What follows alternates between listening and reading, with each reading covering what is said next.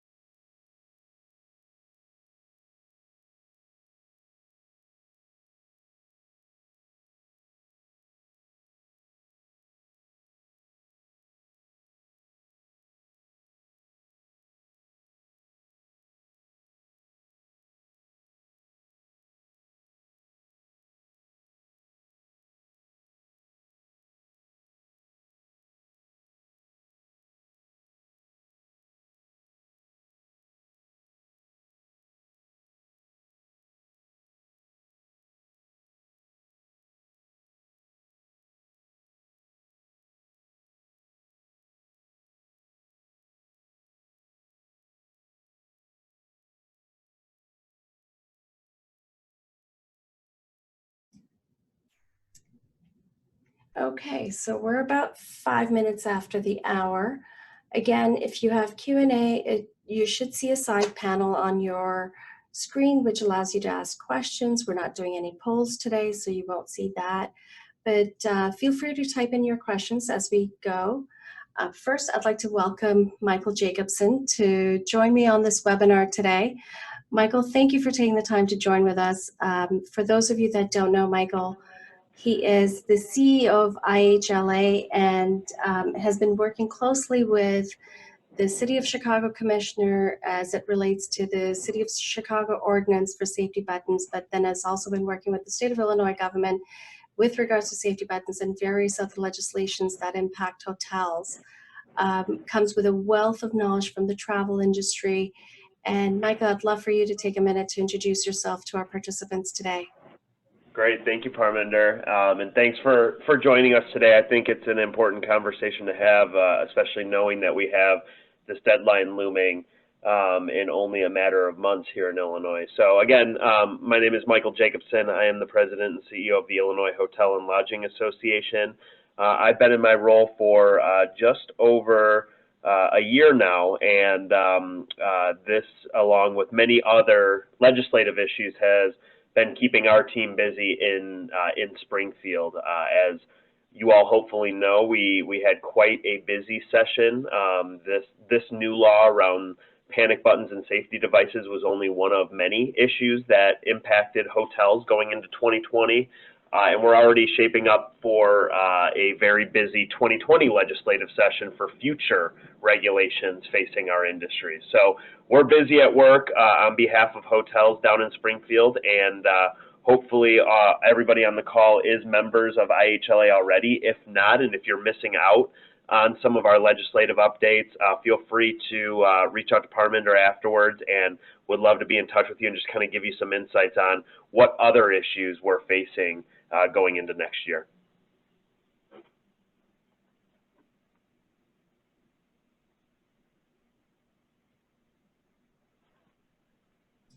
That's great. Thanks, Michael. Thanks for that. I'm actually trying to navigate the mute button and the unmute button, so that takes me a minute sometimes. So apologies, folks. So we'll get started with the Illinois safety button regulation. Just so you know that I will be asking questions with Michael with other, as he mentioned, the other legislations that are coming into play, which I feel play closely with the safety button legislation, or they touch upon the similar topic. So we'll kind of cover those as well. We'll give you a synopsis of the legislation, the definitions, who it affects, how it affects, and then also give you an overview of track and protect and what we do and how it is that we're able to help hotels meet those deadlines and the partners that we bring with us to help you meet the other legislations that we'll talk about here today, how we can help you meet those as well. So starting off, I'm just gonna, many of you know this, but this really started with Dominic Strauss-Kahn in New York with the safety button requirement in New York through the unions there. And then it went into various other cities, including city of Chicago back in 2017. It was passed and deadline was in July 2018. And then it's then riffled through various other cities, and now it's in 3 states: state of New Jersey, state of Washington, which have deadlines at the end of this year, and then also state of Illinois, which has a deadline of July 1, 2019, and is the focus of today's conversation. But more than that, there's also a brand requirement. So while there's a lot of areas, jurisdictions that do not have a city or a state mandate to have safety buttons, there's all these brands that you can see and more that require safety buttons by the end of 2020. We're aggressively working with various brands, and in some cases it affects all hotels in US and Canada, but in most cases all of these brands have made a commitment to have safety buttons in their hotels by the end of 2020. So with that, we'll work towards the Illinois safety button law. And Michael, I'm going to turn it over to you with the deck and to provide a synopsis to everyone, and then just let me know when you'd like for me to move the slide forward. Sure. So just to kind of give everybody a little bit of background on kind of what went into the sausage making around passing this bill. We knew, to Parminder's point earlier, we kind of saw the writing on the walls in the fact that the city of Chicago has already a law on the books that went into effect in 2018 around panic buttons, and then also with the brands going around what they called the 5-star promise, already committing to putting these devices in their hotel properties in the next year or two. When we first got approached saying that the senator was going to introduce legislation, we had to do a kind of a delicate balance. Many of our members asked why we didn't come out in firm opposition, because we do realize it is a new expense for our hotel members at a time when we're already seeing many other expenses, whether it's labor or other expenses going much higher these days. But at the same time, it's just first and foremost, it's the right thing to do. I'm sure some of you followed, there was a incident in suburban Chicago in September where unfortunately a housekeeper was attacked in a guest room. It's rare that incidents like this happen, but they do happen, and I think that we wanted to get behind something that does go to protect our employees. But also at the same time, I mentioned we saw that it was coming down the pike already. So just to kind of give you a little bit insight of what the law actually says. It says that any employee who is working alone in a guest room or a restroom has to be supplied with a safety device that is provided to them at no cost, no later than July 1st of 2020. And if you took nothing away from this presentation, my biggest piece of advice is start talking to Track and Protect. It's great that you guys are all on this webinar here on November 20th. We're 224 days away from July 1st of 2020. It seems like a lot. It's not. We have the benefit of knowing from our Chicago hotels how long this process goes of really getting all of your questions answered by Track and Protect. Figuring out the technology capabilities of your individual hotel, knowing every property is different. getting installers, getting the hardware put in, and everything up and running, getting the employees trained. This has to be fully operational and live by July 1st of 2020. So the biggest piece of advice is start this process early. So the questions we've gotten most often is, what constitutes a panic button? There are a lot of vendors out there. There's a lot of different technologies out there. There's a lot of price points out there. Some of them meet the requirements of the law, some of them don't. For example, a noisemaker, a simple noisemaker that some vendors offer does not meet the requirement of the law. As you see on the slide on your screen, what the law states is that it needs to utilize technology so that an employee can quickly and easily activate the device and effectively summon to the employee's location prompt assistance. One thing you'll notice in there is that we purposely worked in language that takes into account the fact that rural hotels are very different from urban hotels, and resorts are laid out very differently than four-story limited service properties. So we wanted to make sure that we had the flexibility that you could use different technologies, but ultimately you have to have the technology in place that an employee can press it, and it immediately notifies another staff the location of where that employee is. And that's why I mentioned a noisemaker wouldn't cover the law, because it just sounds an audible alarm. It doesn't actually notify a staff to the location of that employee. So Michael, a couple of questions that I've gotten as we do this. People have asked me, well, what if, to a large extent, and this is the terminology, they'll say, majority of the times my employees work in pairs. There's only sometimes, if we're really busy, do they work alone. So what should I do? Should they still be complying with this, or what would be sort of your interpretation here? Yeah, so if they work in pairs, they wouldn't necessarily need to be equipped with a device. Actually, that is one of the remedies. Let's say your system goes down or your system's not in place by July 1st. That would be one of the remedies, is that every employee that does work alone in a guest room or restroom would have to go in a pair. I think this is, and let me preface this all by saying is that I am not a lawyer. I do not have my law degree. I'm not in the bar. So I would advise you, if you have specific questions, to check with your actual attorneys for their interpretation of this. There's obviously different interpretations.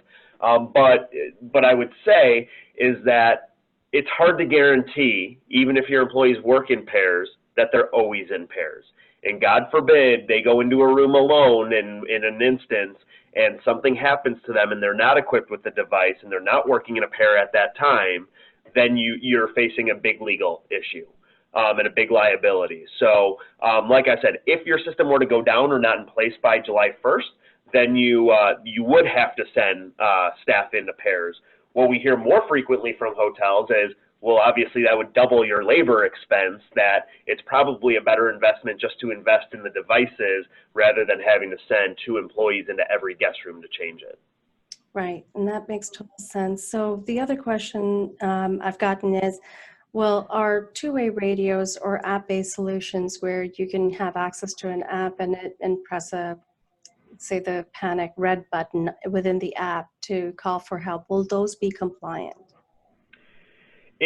So first question on the two-way radios, they would not be compliant because, again, you wouldn't know where the location is. Even if they called an SOS in, you wouldn't know their precise location, and you can't, the law doesn't state that it doesn't account for them being able to say their location. It's meant to that you press the device and they don't have to do anything else. You can immediately get staff to their location. So two-way radios wouldn't meet the requirement of the law. On app-based solutions, it's hard to do a blanket statement. I'm sure that some individual providers out there may meet the requirement of the law and others may not. It's hard to do a blanket statement. You'd have to look at each individual provider and see, do they track the precise location? Is it a prompt? Is it too difficult to get into the app. You want to make sure that it's easily accessible so that so that you meet the requirement of getting them prompt assistance.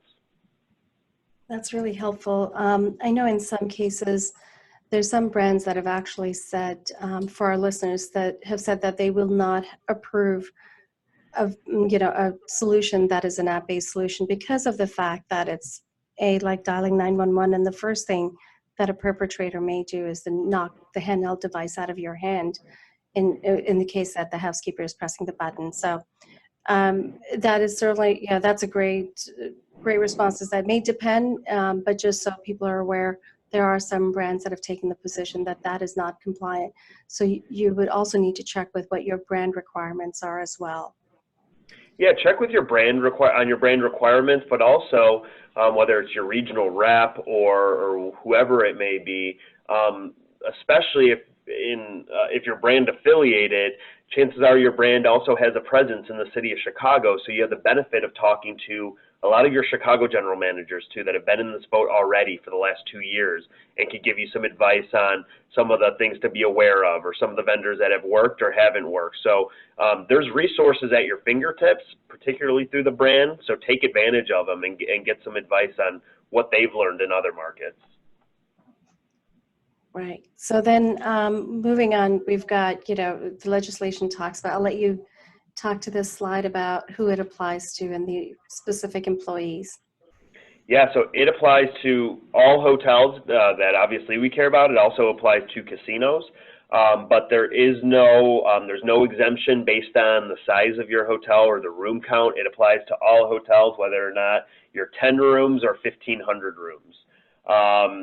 Then we mentioned which employees need them. That's one of the common questions we've gotten is it's pretty obvious. The most frequent employee title or role is housekeeping. Obviously, many housekeepers do go into guest rooms alone, but janitorial or cleaning staff that are going into restrooms alone, or maintenance staff that is sent up to a room to fix something in a room, or engineer, electrician. It also, importantly, covers contractors. So even if they're not a full-time employee of your hotel, if you send a contractor up there alone to do some work in a room by themselves, they also have to be provided a device. Also room service. Again, unless they're going up in pairs, if they're going into that guest room alone, they need to have the device. So it's really anyone that is meant to go into or anyone that has a role going into that room by themselves has to be provided one of these devices. And then when it comes to which employee can respond, we know that every hotel is different, every shift is different. It does not specifically state what type of staff needs to respond. It does say that it could be a hotel security officer, a manager, but then it also says any other appropriate hotel staff member designated by the hotel. So it's pretty broad there, so it doesn't say, it's not like you have to go out and hire a security officer if you don't have one already. It's purposely broad so that you figure out what the right employee is that would respond, and you can assign them to that role. So going back to, which employees need them. We have that when the Chicago law was passed, it requires housekeepers and those conducting inventory to have safety buttons. But in this case, we see the category being broader. So if you're a Chicago hotel, you're based in Illinois and Chicago legislation, was passed before the Illinois legislation, which do those hotels need to comply with?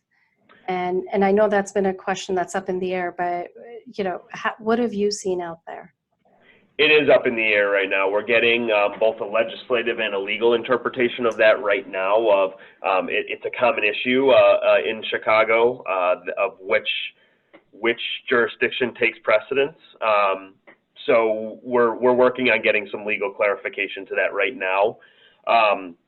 There's also, as a result of that, there's also a conversation happening in Springfield of whether or not they go back and amend the language. Again, this has not been introduced. This is not, there's just conversations happening, but the language itself may change as to the type of employee. I'm telling you what the law is right now.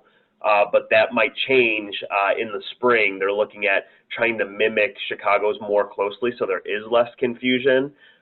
That's something that we'll just have to update our hotels as we get closer to the July 1st deadline. But as of right now, the language for the state is any employee who works alone in a guest room or restroom. It is different than the Chicago language. I'm guessing we'll see some sort of change. I just don't know. It's impossible to predict what that will look like come spring. Okay, and so I would go based on what the law what the law is right now, and that is any employee alone in a restroom or guest room. okay, and do you think it might go the other way, that Chicago may broaden the category of employees to meet to match the Illinois legislation? One thing I've learned in my first year on the job here is that it is a huge mistake to predict anything that lawmakers in Illinois will or can do. So Right. it is way too early to tell, and I just don't want to, I don't want to assume something and then someone on the call believes that that will actually be the case. So it's too early to tell right now. So, for our listeners here today and the participants, basically, I guess, the minimum here is that you should definitely budget safety buttons for your housekeepers and those that go into rooms, and to err on the side of caution, to really think through the roles of those individuals, whether it's a bellman that may be going into a room alone to deliver luggage and so on. So anyone that may go into a guest room, restroom, or a casino floor alone, budget for that. And then if things change, they could change in the spring, and then you're better prepared. And one thing we found in the city of Chicago was that that clarification around which employees were actually affected, that didn't come through till approximately 2 weeks before the deadline. And the assumption or the hope of some of the hotels in the city was that the deadline would then be extended, since the clarification hadn't been provided yet. And actually the deadline was still enforced. So either way, it's better to be prepared, because even if a clarification comes through and it comes through a week or two before the deadline, that doesn't necessarily mean the deadline will change. And it's better to err on the side of caution. I don't think any owner ever got mad at a GM for over budgeting and underspending. I agree. So there's other parts to the legislation, right? I mean, you've got to have the anti-sexual harassment policy. I'll let you talk about that a little bit. Yeah, there is a couple of other provisions. The one that you see on the screen is that you have to have a written sexual harassment policy distributed to employees, as well as posted usually in the break room or in an area that is conspicuous to but available for the employees. In addition, actually, if you look on the slide, it says English and Spanish. There's one more addition to that. It's English, Spanish, as well as any other language that the hotel deems as predominantly spoken by your employees. I realize that is very vague and there's no clear-cut definition. I'll give you kind of the reasoning for that. In Chicago, it is, in the city of Chicago, their law says that it needs to be posted in English, Spanish, and Polish, because there's a big Polish population of employees in the city of Chicago in our hotels. We know that originally when the state introduced that, we tried to get Polish removed, because if you get to other regions of the state, we don't have a big Polish population. They replaced it with, again, the hotel knows who is working for them and what languages they speak. If there's a significant population of Vietnamese or Chinese or whatever language it might be, if it's a predominantly spoken language, you also need your harassment policy translated into that language as well. Also, if there is any sort of incident on your property, again, hopeful that none of our hotels will ever have to deal with this provision.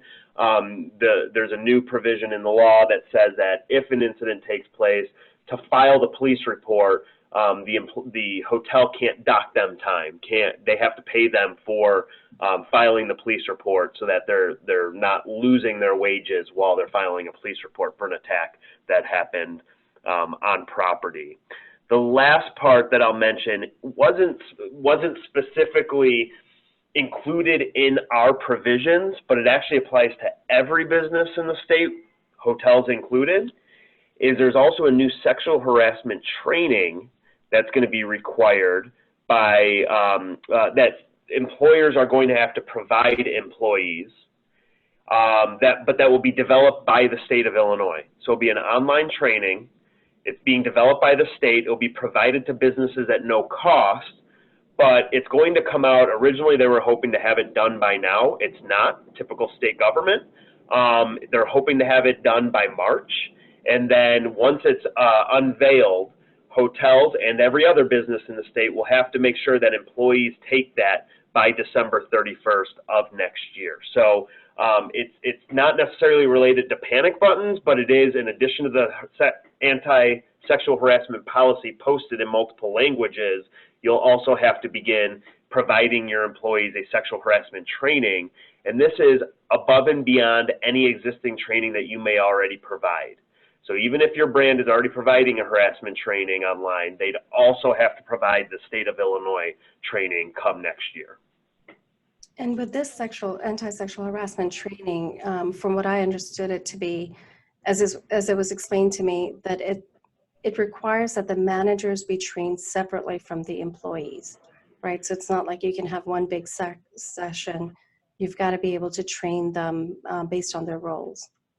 They're still working out what the exact training is going to look like and what the rules are. They just kind of threw the law up there. The Department of Human Rights at the state is now working out all the different requirements and what the trainings look like.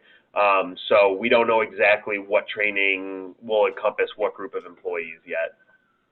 Okay. And then the enforcement of the legislation, which is sort of what happens if you don't comply? Sure. If you don't comply, again, to protect yourself, if you're not in compliance by July 1st, you'd want to send multiple employees into a guest room together. After that date, if there's a violation that's reported, the hotel will be notified. They'll have 15 days to correct it. If they don't correct it, then the employee can take legal action, to which they would be entitled up to $350 per day. So if they complain that they didn't have it for a month, that would be $350 times 30 that could be payable to that employee. So that penalty was originally much higher. We were able to work it down so that hopefully we don't have any violations, but in the rare instance we do, that it doesn't get out of hand. I will point out that there is a provision in here that it says an employee or the employee's representative.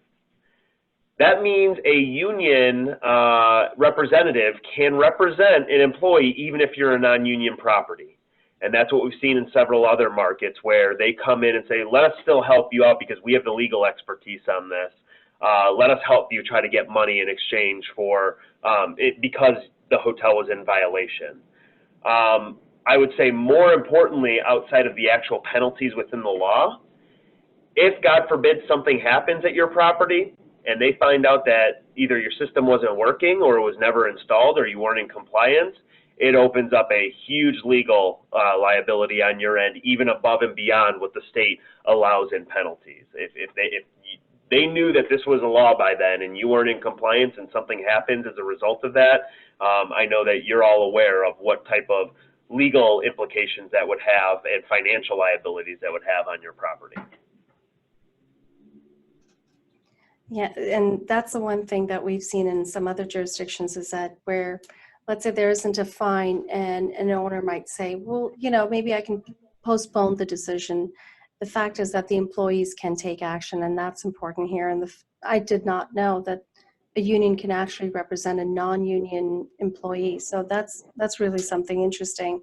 So before we wrap up the legislation, there's also the anti-human trafficking law in Illinois. I think our listeners would really love to hear a little bit more about that and how that applies, because the deadlines are very close to one another with the safety buttons. It is. So yeah, we're actually, if you are an IHLA member, either later this week or first thing next week, there are about 6 different laws that take effect impacting hotels, particularly labor and employees within hotels. all taking place next year throughout 2020, but all on different dates. Some January 1st, some July 1st, some June 1st. So we're putting together one central email that you can have at your fingertips to know when all of these laws take effect. As Parminder mentioned, obviously the panic button bill takes effect July 1st of 2020. There's a completely separate law taking effect 1 month prior on June 1st of 2020. And that is one that requires hotels that must provide employees with a human trafficking training to detect and combat human trafficking. And that program has to be in place by June 1st of 2020. Once we hit June 1st, when an employee comes on, gets hired, they'll have 6 months to take that training, and then they'll have to be trained for every year after. The big thing on this one, unlike the sexual harassment training that we mentioned earlier, where you have to provide the state one above and beyond your existing one, if you have an existing human trafficking training in place at your hotel, according to this law, you're exempt from taking any, you don't have to go out and find a new one, or you don't have to take the one that the state's going to develop. I'll tell you one last thing is from IHLA's perspective, if you are a hotel that doesn't have a human trafficking training in place, we realize many of the brands do, but if you're independent or your brand doesn't have one, IHLA is in some conversations right now. We're going to be developing our own that we will provide our members at no charge. So that will be a service for our members if you don't already get a human trafficking training from your brand. That's great. And so, to our participants, I have one last question for Michael, but if you have any questions for Michael, please do send them in, and we can read them out and have Michael answer those. In the meantime, Michael, last question for you. I know you mentioned this earlier, the best practices of getting started on this. We talked about Chicago, and we've talked about this previously, how, it's better to be prepared, better to get started early. What are your thoughts? And given what you've seen in the city now, of the reasons why people have been fined, even if it's not for their safety buttons, for policies and so on, just what are the best practices in general that our listeners should be aware of? Yeah, I would say, first of all, to answer your question on the most common fine in the city of Chicago has actually been around the posting of that harassment policy, particularly the posting of it in multiple languages. Again, in Chicago, it's very clear cut, English, Spanish, Polish. Spanish and Polish are usually the common flaws where a hotel has had it posted in English, but not the other two. So that's been the most common violation in the city. Because people have been so focused around getting their technology up and running for panic buttons, they forgot about that other aspect of the law. So that's the answer to that.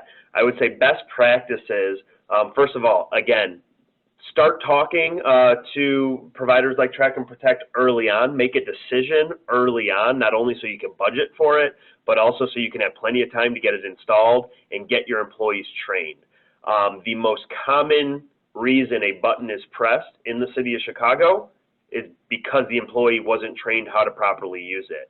Either it was a accident where they just happened to press it. That's always going to happen regardless of training. But there's been other instances where the employee didn't realize the appropriate use for that button. So a housekeeper ran out of towels and thought that was the way to page for more towels. Or something happened on their cart, and the wheel fell off, and they thought it was an emergency, so they pressed it, and they get security teams responding to them.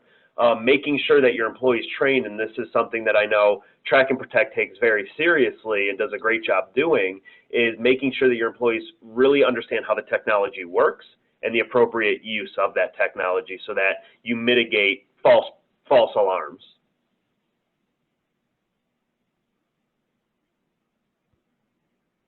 Sorry, I was on mute. You've done such a great job. We don't have any questions about the legislation. So I think this has been really interesting. I've learned quite a few nuggets here in having you on. So we're going to change the pace a little bit and talk about Track and Protect and turntables. So Michael, you'll get to ask me questions now about Track and Protect and any common questions that you've received from your members.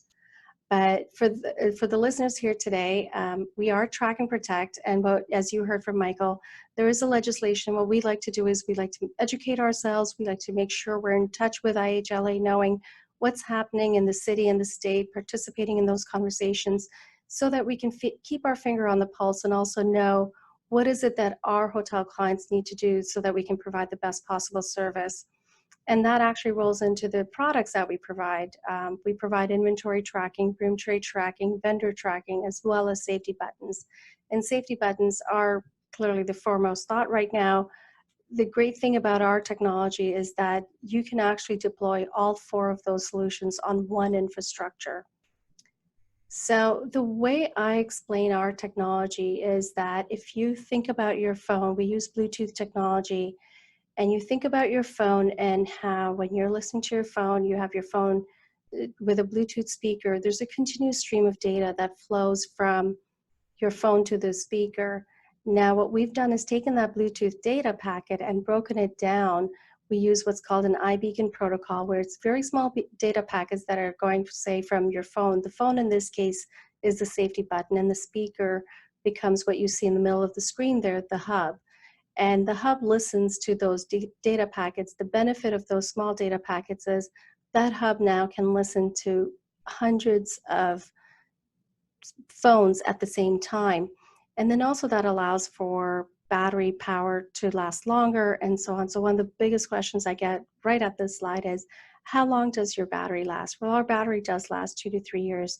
Our buttons were designed so that with an average use of the buttons, so as Michael mentioned, there are false alarms and so on at times, but with an average use of the button, they will last 2 to 3 years. We are also one of the first ones to integrate with all 3 of the major access point providers, Ruckus, Aruba, and Cisco Meraki, which are the mandates for many of the brands for Wi-Fi access points. What that means is that you actually do not need our hubs. So where you have certain models of Ruckus, which are BLE-enabled access points, or Cisco Meraki or Aruba, then what we're able to do is simply eliminate the need for those hubs. That means your CapEx goes down by 80%. What we are able to do with that is also, that means, there's less hardware to maintain for the hotel, that there's less efforts, not a second installation team going out there. So we're able to do that right at the back end, and we work with Ruckus, all 3 of those in the back end. We simply send out the safety button and then turn the tap on, so to speak, the data tap on at the back end. We do, however, need hubs in some areas where there may not be coverage. So we're talking about something like, a public restroom where you can't get granular enough with the access point. In those cases, we can use a hybrid solution and provide those hubs, but it really still does minimize the need to have hubs on the property. So our solution really is that, as you can see those orange things on the ceiling there, that's either access points or hubs. And all of our solutions, the room tray tracker, vendor tracker, everything talks to those hubs or the access point and goes into our cloud. And then we're able to provide the solution. It's our proprietary solution. We have 2 patents, and we're able to provide that via the app, the web portal, and also on tablets and so on. So you'll see some things here. Another question I get is, well, what if, I don't have Wi-Fi or my Wi-Fi goes down? What then? We recommend having an LTE failover. If you have Wi-Fi that does go in and out, we certainly strongly recommend that. And we partner with Verizon to provide the LTE routers and to be able to provide the service so that the traffic for our solution, not your guest internet, but for our solution, will automatically flip to the LTE failover, and it will still communicate with our clouds. And then there's some folks that have larger properties where let's say there's multiple buildings and you want to have coverage between buildings, resort properties, then we're able to use the LTE routers where multiple hubs can connect to one LTE router, and we can still provide continuous coverage. So there's different ways of doing this, but fundamentally what we've done is we have one single button, and here's sort of the summary of our safety buttons. We have a single button, so there isn't an LTE button and a different button. We use one button to provide the solution because As we've seen in Chicago, it's two categories generally of employees, say a housekeeper and someone conducting inventory, that's required, but for Illinois, it's broader. And our goal from the start has been, well, what if that category gets bigger? Then the hotel shouldn't have to go out there and put in new infrastructure or buy new handheld devices or buy different kinds of buttons for different employees. And how do you maintain enough stock of both? Excuse me. So then what we've done is, provide a button. So it's a single type of button. It's one-click activation. And when we designed the button, we actually looked at that and went and looked at different properties and realized that one of the things housekeepers said was, if it's two buttons, I'm not sure if I've pressed it. When I'm panicking, I just want to be able to press one button. So our button is you do press and hold it for 3 seconds. And once it's on, it stays on for 30 minutes. So it does not track the employee when the button has not been activated. Once it's been activated, then it stays on for 30 minutes to allow you to track the employee. Because and I put myself in that position when we designed the solution, it was, well, if I'm going to press the button, the first thing I'm also going to do is run out of that place if I can. And if I'm running, I want the security or managers to be able to track me and find me and come give me help where I am as opposed to where I was. So we really designed it so that you could track just for that 30-minute period of time and be able to track them. So you get exact location when it's first pressed and then its updated location. But then what we've also done is provide an incident record right into the app. So you can take pictures, you can take, we're working on getting videos as well. You can upload comments right into the app. As you end the alert, there's opportunities to do all of that as you end the alert. So Parminder, one question about the location itself. You say location specific. Does that mean there needs to be a hub in every room? No. So, and you're absolutely right. That's the question we get all the time. And the answer is, generally speaking, if you have a standard build, we can put a hub every other room.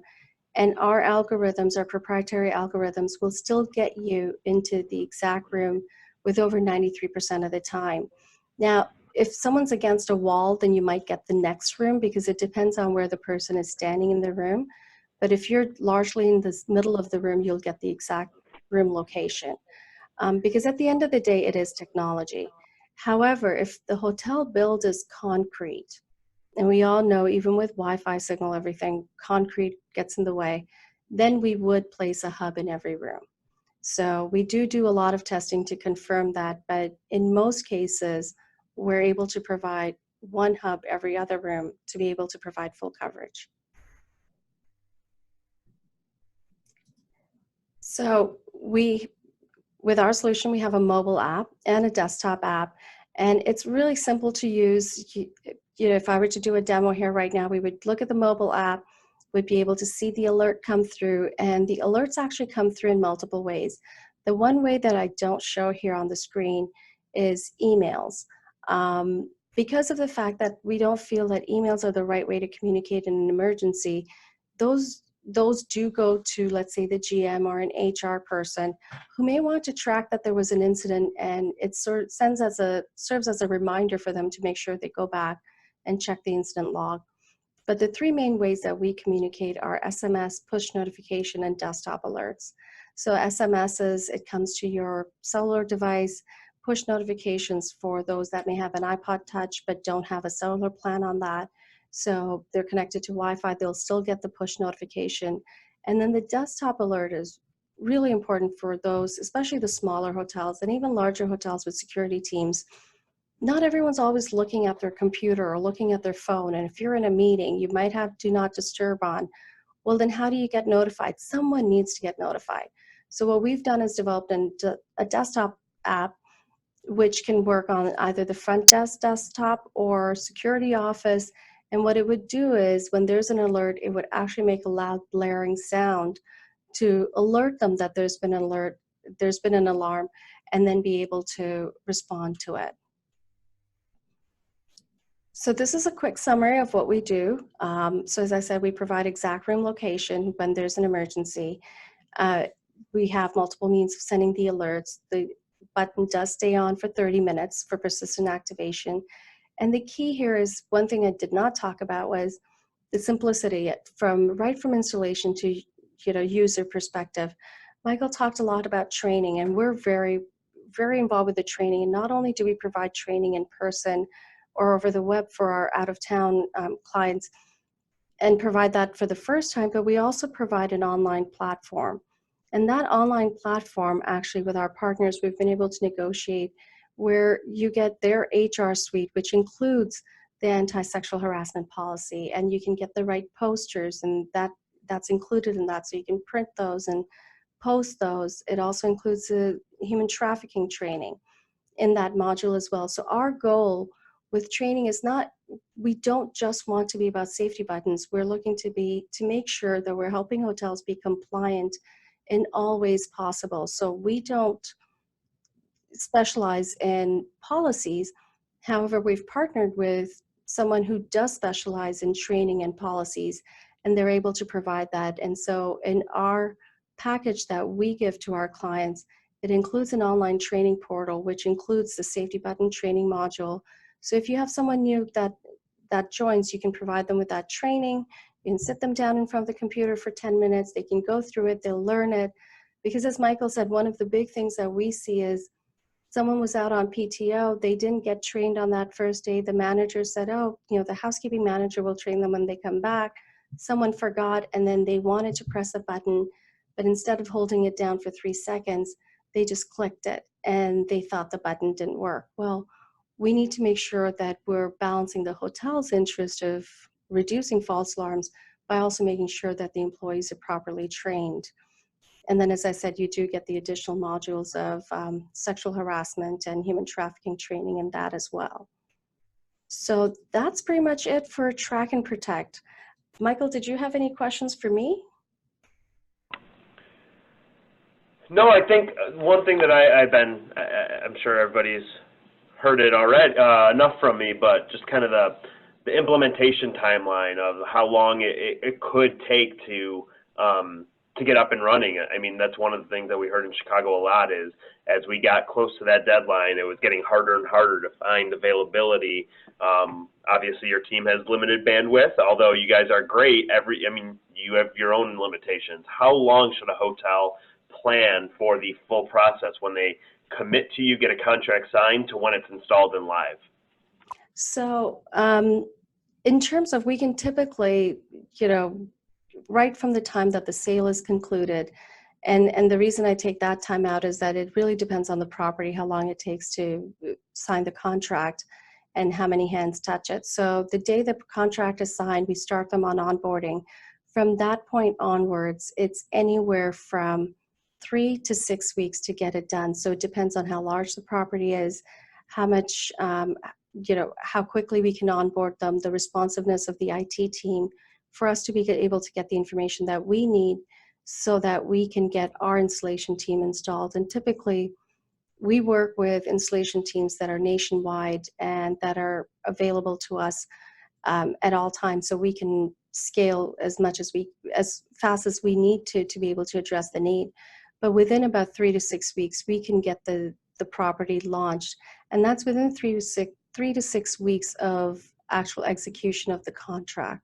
So once that's been signed, we can have them up and running pretty quickly. So we have a question online. The question is, I'll read this out. Regarding the acquiring the system, would this be a one-time installation fee along with purchasing the equipment, or is this closer to a subscription with the regular assistance and maintenance of the equipment? So what we have is, I would say it's a bit of both. We do have a one-time installation fee. So the way our structure works is you purchase the hardware. So the safety buttons, and in the case that you need hubs, then you purchase those hubs and the installation. So that's a one-time upfront fee. We do work with NEC Finance to provide financing for the hotels that need it or that would like it. But then there is an ongoing cost, which allows us to provide you with the updates and upgrades and maintenance. So we have a customer engagement team that consistently stays in touch with the client to make sure we're doing quarterly check-ins, to make sure that we're in touch with you if there's ever any issues with your system.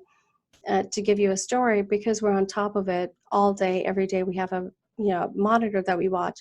What happens is recently a property went down, and our client engagement team called them and said, "Hey, we suddenly noticed this go down. We got an alert. What happened?"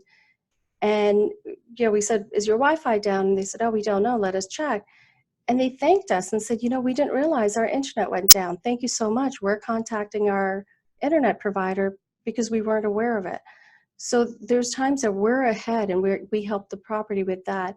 So that is how much we're monitoring it. And that's what the ongoing maintenance and subscription cost is for. So I hope that answered that question. The other question we got is, will this presentation be made available? Yes, it will be.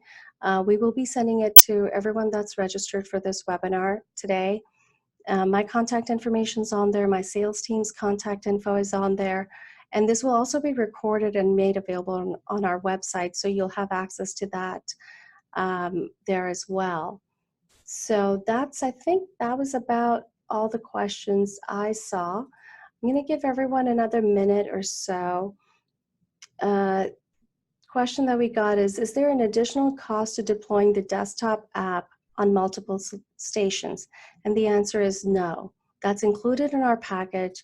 We don't charge by how many employees are being alerted, and we do not charge for the desktop app separately. The reason is our goal is really, it is safety, and we want to make sure as many people receive the alert as possible in as many ways as possible so that we can get their attention when someone needs help. So we do not charge additional charge for deploying the desktop app. Another question was, does the button itself send the alert via LTE, or does it send it over the Wi-Fi router or the LTE router? It basically is our hubs connect to the hotel's Wi-Fi, and the LTE failover system provides a backup. Our buttons are not LTE, and that actually helps hotels save on data charges every month, even when they're not using the button. And also, it allows the button to be small and in terms of the form factor. So our buttons communicate with either the hub or they communicate with the access point that's already in the room, and that communicates with our cloud to be able to send the alert. The LTE router, in our case, is either used as a backup or is used where there's open space where there may not be Wi-Fi available, or there may be a hotel that doesn't want us to use their Wi-Fi. Then we can deploy LTE routers throughout the hotel so that our hubs can talk to the LTE router and then provide the solution that way. Let's see if we have any other questions coming through. I think that was it. If you have any other last minute questions, please let us know. At Track and Protect, we are here to help you. Our website is www.trackandprotect.com. We also have started a new series of podcasts called TrackCast, so check us out there on the podcast page. And then all this information is on our website. And if you need anything else, any specific questions, feel free to email us and reach out to us. So I think that's the end of the questions. Michael, any parting thoughts before we say goodbye to everyone? No, I would just, again, the law is pretty clear cut now. As I mentioned earlier, there's a couple conversations about some of the actual wording and some of the requirements. If you are an IHLA member, we'll keep you updated if anything were to change as we get closer to July 1st. But feel free to reach out to us if you have any questions in the meantime. Absolutely. And as Michael said, for IHLA members, they will be summarizing the 6 different laws that are coming out next year. So I strongly recommend, if you're not a member of IHLA, certainly you should be, because the organization certainly does go to bat for hotels, working with Mayor Lightfoot and on the Fair Work Week Act and all the different requirements that happen not just in the city of Chicago, but outside of Chicago, in being able to lobby and ensure that hotel interests and business interests are taken into account. So certainly recommend becoming a member of IHLA. So thank you, everyone, for your time, for taking the time to join us today. We certainly enjoyed this webinar. Thank you, Michael, for taking the time and helping us educate the community. As I said, the recording of this will be available over the next day or so on our website. And thank you for taking the time out of your day to join us. Have a great day, everyone.